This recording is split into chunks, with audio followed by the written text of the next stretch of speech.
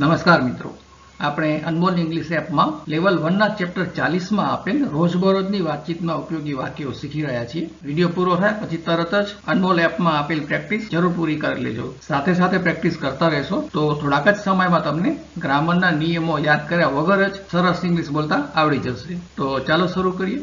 વાક્ય number 391. I have made a decision. મેં એક નિર્ણય કર્યો છે. ડિસિઝન એટલે નિર્ણય. મેડ આ ડિસિઝન એટલે એક નિર્ણય કર્યો છે. આ મેકનું ભૂતકાળનું રૂપ છે મેડ, એટલે એકચ્યુઅલી મેક એટલે બનાવવું થાય, પણ અહીં કર્યુંના અર્થમાં છે. એક નિર્ણય કર્યો છે. વાક્ય number 392. This mobile belongs to him. આ મોબાઈલ તેનો છે. બિલોંગ્સનો અર્થ સામાન્ય રીતે એવો થાય કે સમાવેશ કરે છે, સમાવેશ થાય છે. મતલબ કે આ મોબાઈલ તેનામાં સમાવેશ થાય છે કે તેનો છે, તેની માલિકીનો છે. વાક્ય number 393. Don't trust him. Trust કરવું એટલે વિશ્વાસ કરવો. હિમ એટલે તેનો, તેના પર. અને ડોન્ટ એટલે ડુ નોટ, ના કરો. ડુ એટલે કરો, ડોન્ટ એટલે ના કરો. તેના પર વિશ્વાસ ના કરો. ડોન્ટ ટ્રસ્ટ હિમ. વાક્ય number 394. Vote do you think of your self. Your self એટલે પોતાને. થિંક કરવું એટલે વિચારવું કે સમજવું. તમે પોતાને શું સમજો છો? તમે તમને પોતાને શું સમજો છો? What do you think of yourself. વાક્ય નંબર 395. Can I tell you one thing. શું હું તમને એક વાત કહી શકું? કેન એટલે શકું.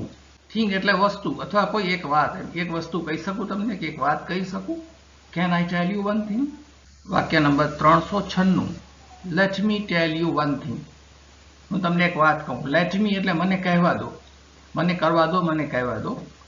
ટેલ એટલે કહેવું. વન થિંગ એક વાત, એક વસ્તુ કે એક વાત. મને એક વાત કહેવા દો. લાવો હું તમને એક વાત કહું. એમ કેવું હોય તો કહેવાય late me tell you one thing. વાક્ય નંબર 397. વેર યુ ફોલોઈંગ મી. શું તમે મને અનુસરતા હતા? મતલબ મારો પીછો કરતા હતા.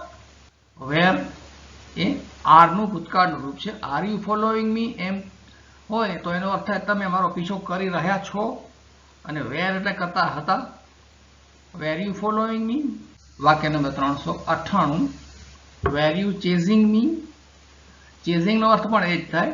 ફોલો કરવું એટલે પાછળ પાછળ આવવું, અને ચેઝ એટલે પીછો કરવો, થોડું વધારે ઉગ્ર સ્વરૂપમાં, તો કહેવાય ચેઝ કરવું. આપણે કોઈની પાછળ પાછળ સામાન્ય રીતે જઈ રહ્યા હોઈએ તો એને ફોલો કરવું કહેવાય. કોઈ દોડીને જતું હોય, ભાગમ ભાગ કરતું હોય, તમે એનો પીછો કરી રહ્યા હોય તો એને ચેઝ કર્યું કહેવાય. ફિલ્મોમાં ગાડીઓ એકબીજાની પાછળ દોડતી બતાવે છે ને. કોઈ એક વિલન ભાગતો હોય એની પાછળ હીરો એને પકડવા દોડતો હોય, તો એવી રીતે જે કાર એકબીજાની પાછળ દોડતી બતાવતા હોય એને ચેઝિંગ કહેવાય. Car chase. Were you chasing me. શું તમે મારો પીછો કરી રહ્યા હતા?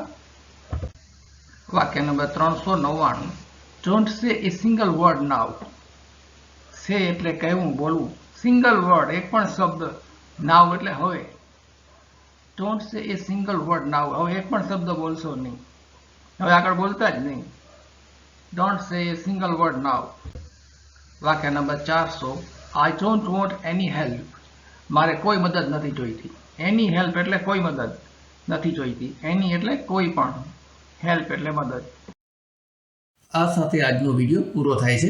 વિડીયો જોયા પછી તરત જ અનમોલ ઇંગ્લિશ એપમાં આ ચેપ્ટરની સાથે આપેલ લિસન, થિંક, સ્પીક પદ્ધતિ મુજબની પ્રેક્ટિસ જરૂર કરી લેજો. દરેક વખતે વિડીયો જોયા પછી તરત જ એપમાં આપેલી પ્રેક્ટિસ પણ કરી લેશો તો થોડાક જ સમયમાં તમને ગ્રામરના નિયમો યાદ કર્યા વગર જ સરળતાથી ઇંગ્લિશ બોલતા આવડી જશે.